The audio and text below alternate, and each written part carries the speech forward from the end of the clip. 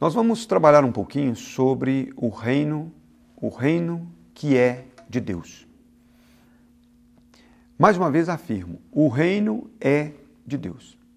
Jesus, diante dos sacerdotes, dos principais dos sacerdotes e dos fariseus, ele foi questionado em um determinado momento sobre a sua autoridade, ou seja, em nome de quem ele tinha autoridade para falar a respeito da lei e para ensinar ao povo.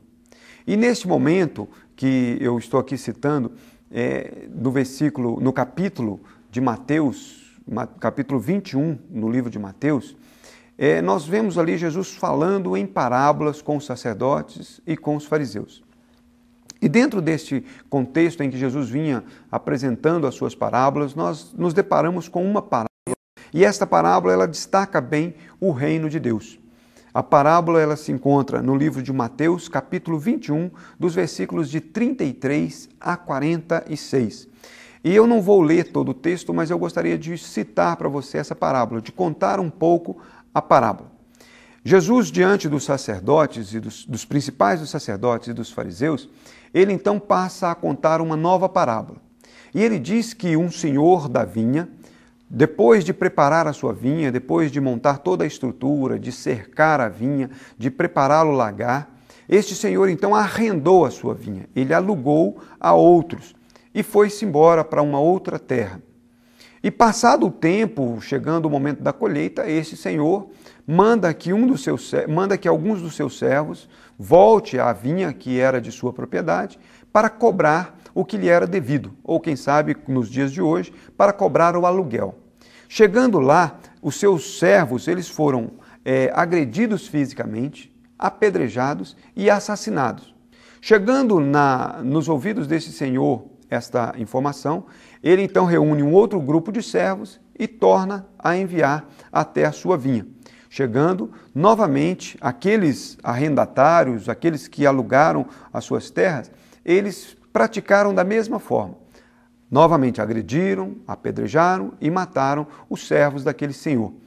Ele então, olhando para essa terra, olhando para as suas terras e olhando inclusive para o seu direito, ele resolve enviar o seu filho, pensando assim, eu vou enviar o meu filho é dono, é proprietário também, e eles hão de respeitar o meu filho. Quando o seu filho vinha chegando na vinha, os lavradores, aqueles que tinham alugado esta vinha, estes fizeram o quê? Este é o único filho desse senhor, conhecedores da lei da época e sabedores que, matando o herdeiro, eles teriam direito de posse sobre aquelas terras. Aí o que fizeram? Vamos matar o filho desse senhor, e assim essas terras passam a ser nossas. Pegaram o filho do senhor, lançaram fora da vinha e o mataram, e o assassinaram.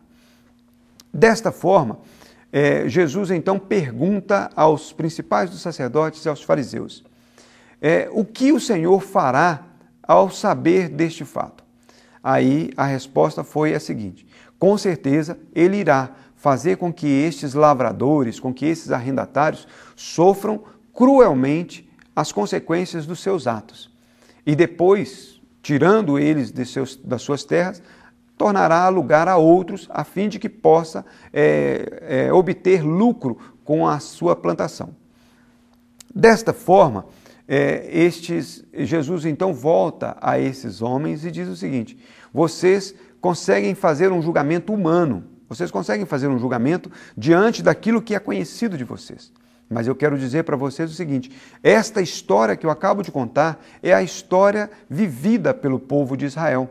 É uma história em que Deus escolhe o povo, constrói uma terra, dá ao povo o direito de habitar nessa terra e depois o povo começa então, primeiro, matando aos enviados de Deus, matando os profetas e depois fazendo com que o próprio Filho, o Filho de Deus, seja levado à cruz no Calvário. Desta forma, eu gostaria de deixar para você esta reflexão. Volte os seus olhos ao texto que se encontra em Mateus, capítulo 21, dos versos 33 a 46.